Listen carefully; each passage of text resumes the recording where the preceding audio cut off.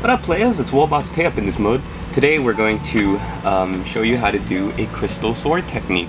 So I kind of tested out the scheme on this guy's dagger, and I kind of like the way it turned out. I really like my old version with the old colors, but times they are changing, so we must change with them. So I tried to redo it, figure it out in the new color scheme, and I just was having the hardest time. I couldn't wrap my head around the new colors and which would be effective, even though they're pretty similar. You just have such a wide spread of the new colors. So I finally kind of got it to work, and these are the colors that you're going to need.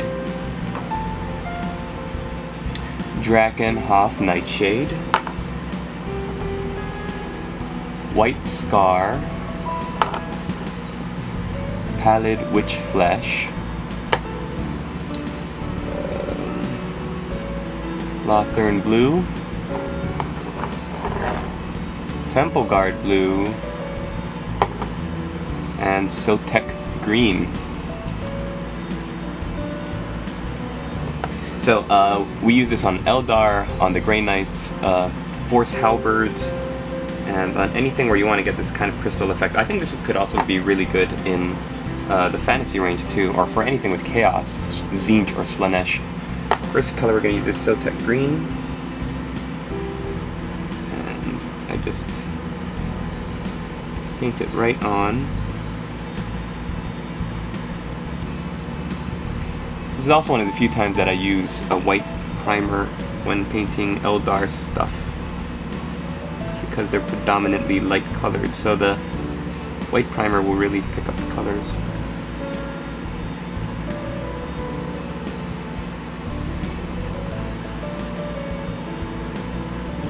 So I'm trying to see where the best focus will be. That's good. Keep it right there, Igor.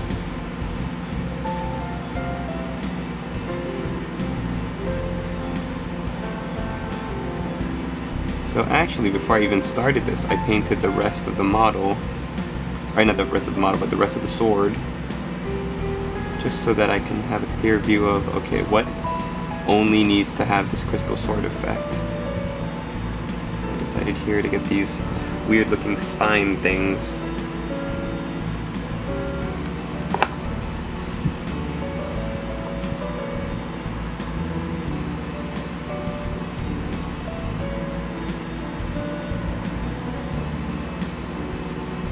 What is this? Flash? Ah, flash. Ah, flash. This has been something I forgot to clean. Yeah, so Eldar, Farseer, Warlock models all have it. If you look at the Farseer box set on Games Workshop's website, they've all got these crystal weapons. All the warlocks have them.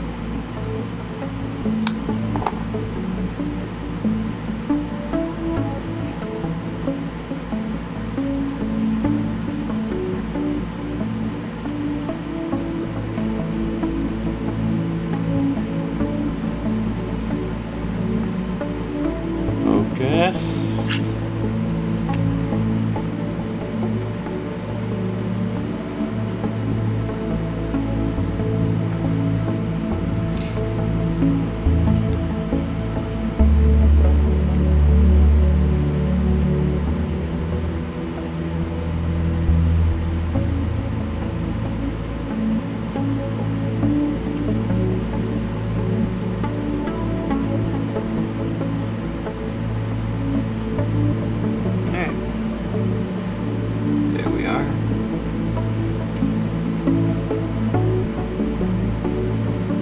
Now, if you're using this for a Howling Banshee model, then it's a lot easier to paint, right? Because the Howling Banshee sword is not right next to her body. So, that is always good. Because the sword is right next to this Farseer's body, we can kind of fudge the back bits of the sword. We don't need to be as precise with it, because it's hard to get the effect when it's so close to the body like that.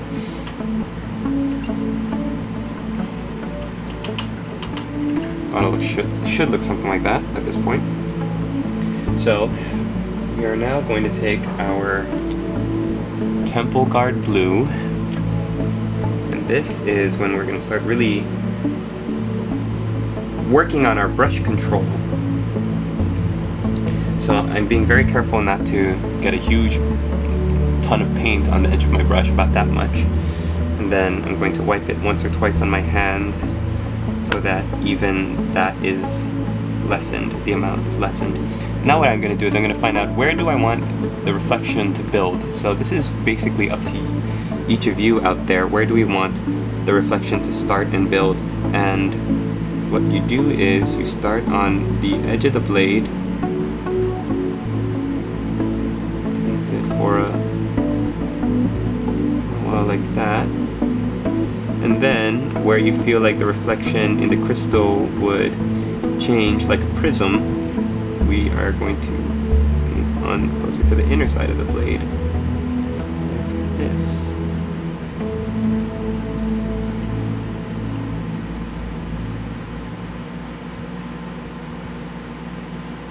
Paint a good bit like that, and then move down to the edge.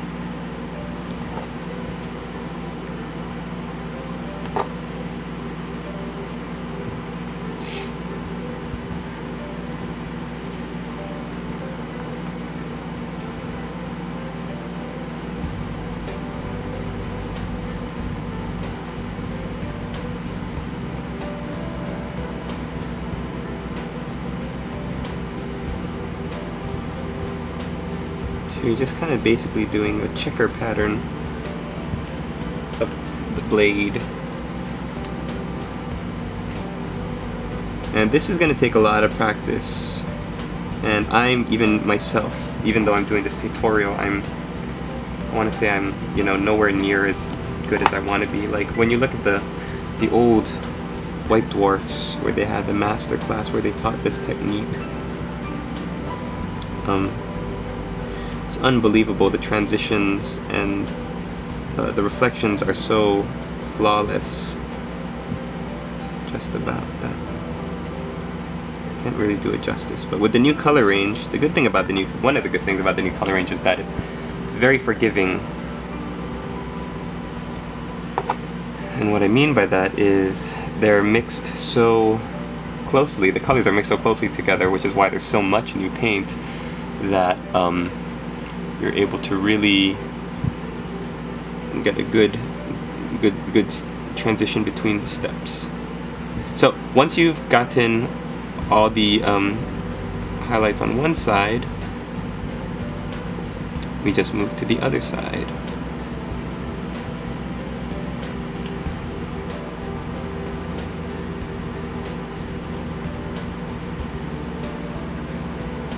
Sorry, can you guys see that?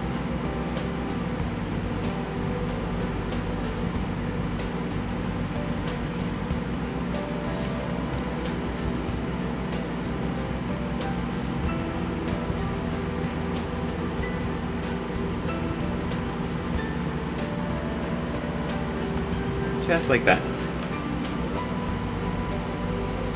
And work our way a little bit further to the base now. And about excuse me.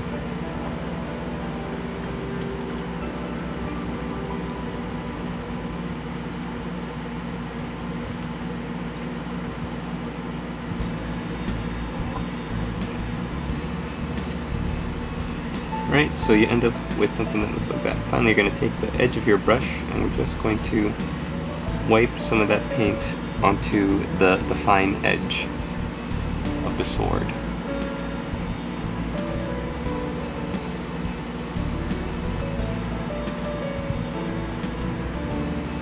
And it shouldn't be that big of a transition. You just want to get some of that lighter paint onto the edge there. Alright, I'm going to go do this on the other side. Then when we get back, we will move on to the next step. Actually, before I do though, I do want to paint the edges of these little sword spines.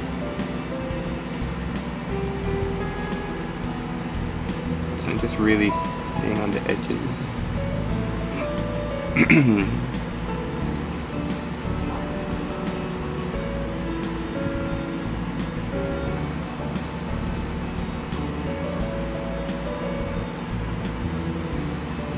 Okay, so I'm gonna go work on the other side on my own, and then I'll see you in just a little bit. Okay, I've started to go on to the next phase of the tutorial, which is painting on the Lothern blue, and I started it on the back here just to kind of show you a little bit of it. You can't really see it actually, so we're gonna do it on the front and we'll work it up together, and yeah, that'll be good. So Lothern blue, and let's make sure we're in frame. We'll start at the bottom, hit all these edges. Okay, and then we're gonna really start hugging the edges.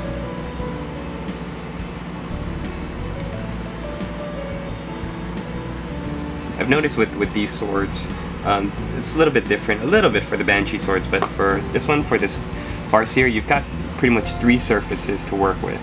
There's 2 sides of the sword, and then you've got this middle surface here, which is its own kind of entity. So we're painting all 3 surfaces with Lothern blue, and we're painting in the center of our Temple Guard blue.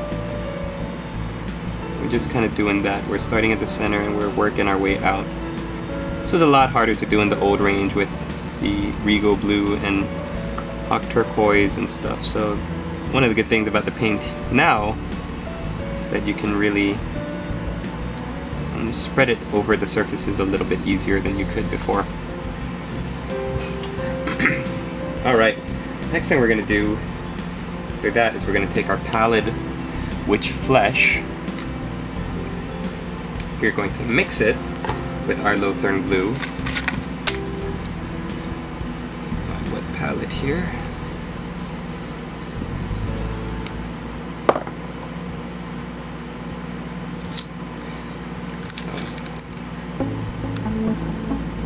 Lothern blue combination should look something like this, like a really light, if you remember the old range, ice blue, something like that. Yes, I'm still using the palette left over from yesterday, and it's just about dry at the bottom, so I have to refill my wet palette with some water. Just going to swirl it up at the bottom. Flip that parchment paper right back over, and boom, instant wet palette. Such a simple technique, a wet palette, but if you don't really use it, you don't really know what you're missing until you actually try it out, and it is just amazing.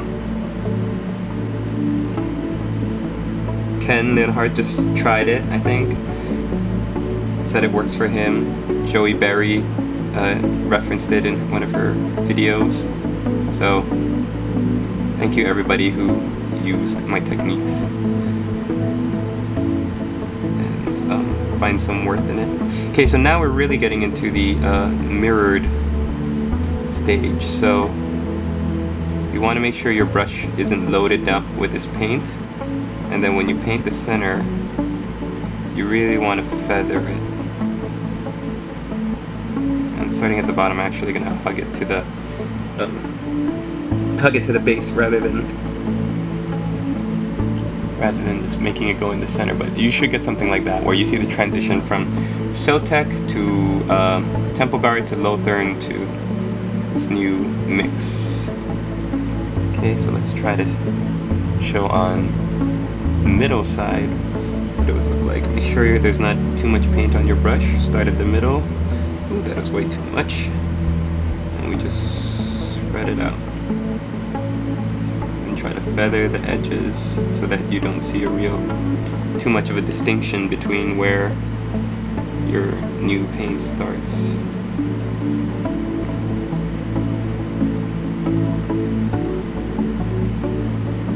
You also want to paint like I'm doing right up the center of the blade. starting to fool the eye into thinking that the surface is just reflecting the light in different directions.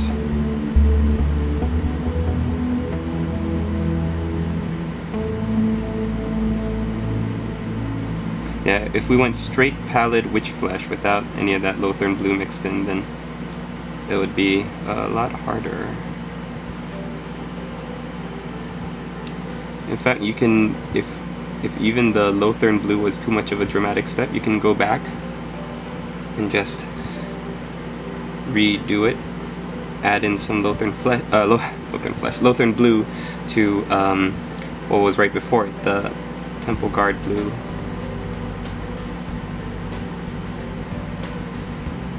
Yeah, so now I'm painting this side of the sword.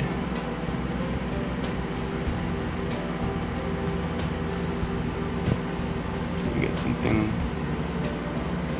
like that. Spread it out, feather the ends. Feathering is a concept that you want to use throughout this whole process. Lots of small strokes.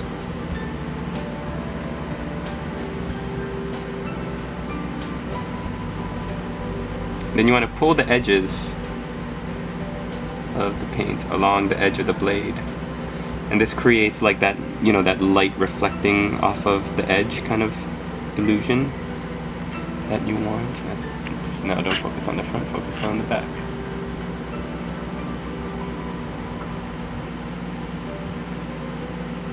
Yeah, we're setting it up now because it's really going to be brought up in the next step. You want to just pull it down the center of the sword and up each side.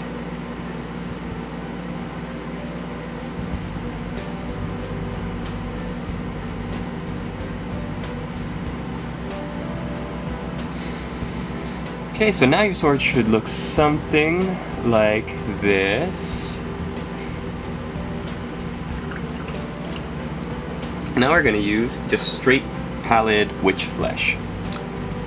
And you'll notice that as each step moves on to the next one, the area that we paint is getting smaller and smaller within the reflection.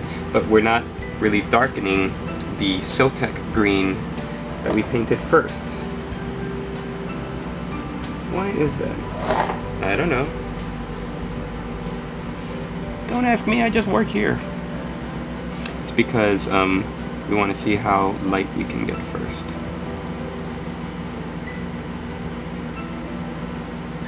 So take your time and just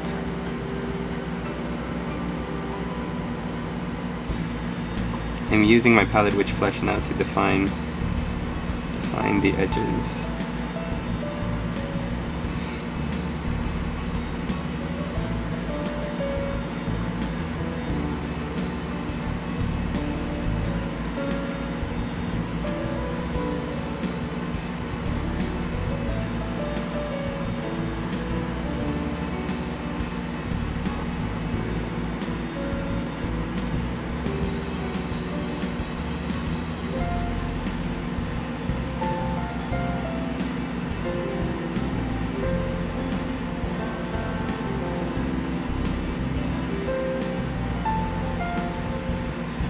For those of you who've looked through the Citadel Miniatures book, How to Paint Citadel Miniatures book,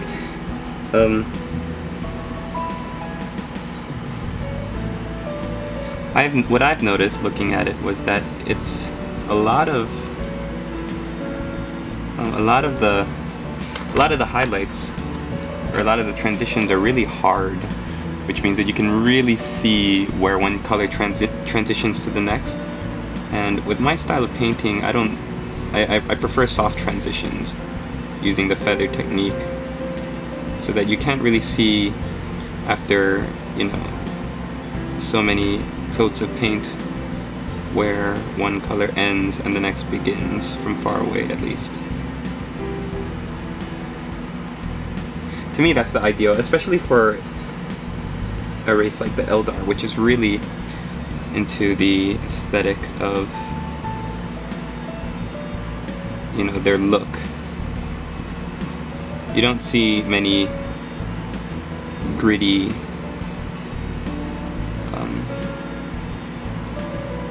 sloppy painted Eldar.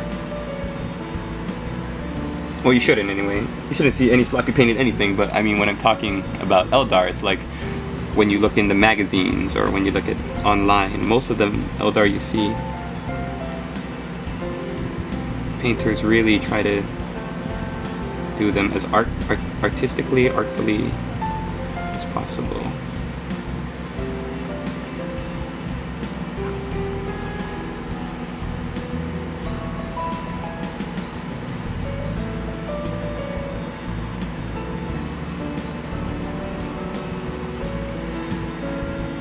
So we get something that looks like this.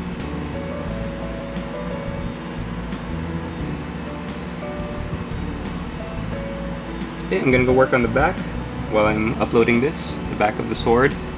And remember, just keep it light, keep feathering it very lightly, and where you can, don't forget that we need to get into the edges and just drag our brush with some of that paint over the edge to highlight the edge.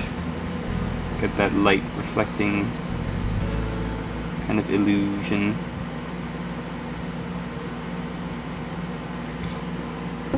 Alright, so I'll finish the back and we'll see you in just a second. Okay, we're back. We've only got 2 more steps left, and the first one is to shade the darker areas. So we're going to take our Drakenhof Nightshade, and you only want to get a little bit of this on the tip of your brush, and I would even suggest thinning it down with some water before the first time you do it, because it's really easy to mess up all the hard work you just did with this. And what I mean by that is that the shade, Drakenhof Nightshade, is so dark that, yeah. So we're just gonna paint the opposite darker areas of what we just did. So just find the opposite areas right there. Just drag your brush down. I started a little bit. I actually painted an earlier version of this clip, but the wash was too thick, so it actually pooled around the edges. It kind of left a little bit of a watermark you can see there. So I'm waiting for that to dry before I finish, but that's why I said watering it down will really help with that. Yeah, you get this kind of dark effect.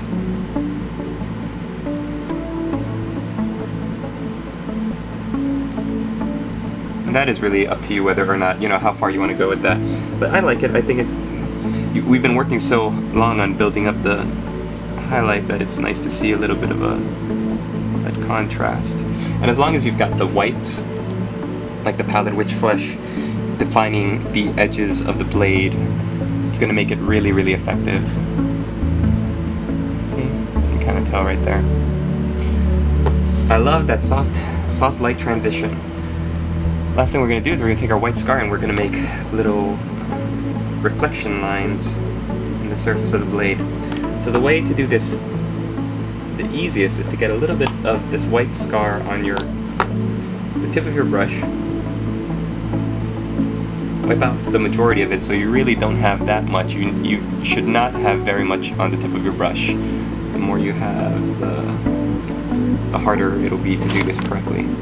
And we're going to turn our model kind of like so that we're painting upside down, and then we're just going to be painting slashes in darker areas. When I go for the darker areas, because the white will show up much nicer.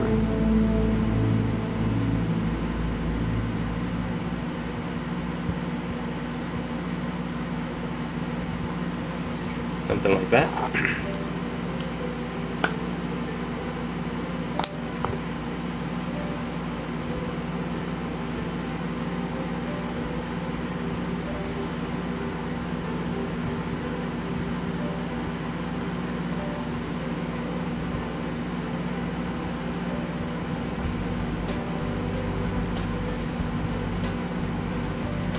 just kind of doing slashes over and over on the sides.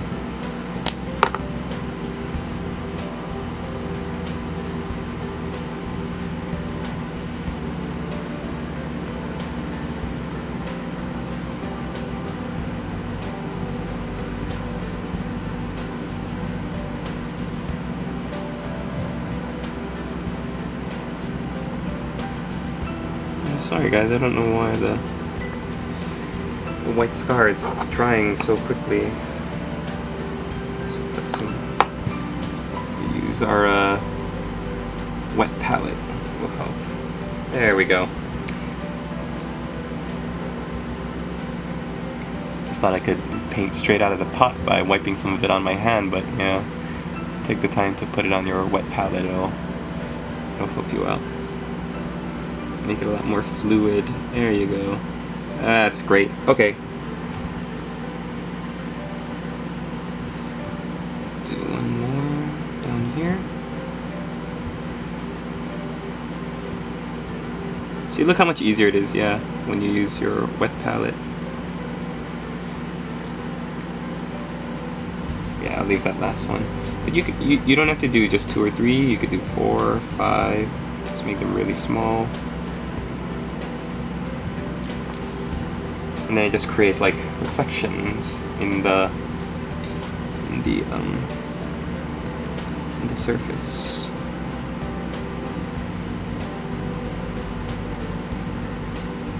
All right, so there you have it, players. Use any of these techniques as little or as much as you want, and hope you enjoyed this how to paint a crystal sword tutorial. It's fun to do. I know some people have been asking me for this one for a while, so yeah, there you have it. Hope you enjoyed it, and we'll see you in the next video. One more thing I should have mentioned: if you feel like your slashes on your reflection are too thick, then use some Siltec green. I was thinking about this after when I was uploading the clip, and you know, some people might want to go back and redo or just cancel, so I've kind of just like, let's look at this one on the bottom. If you think, oh, maybe I shouldn't do that much, you can just fix it like this. You can fix the shape, make it really thin, or just cover the white completely and pretend like it was never there, like this. Here at the top. Right, so that's how you fix those reflection markers, or marks, if you don't like them. There, now the tutorial is done, so hope you guys enjoyed it. We'll see you in the next one.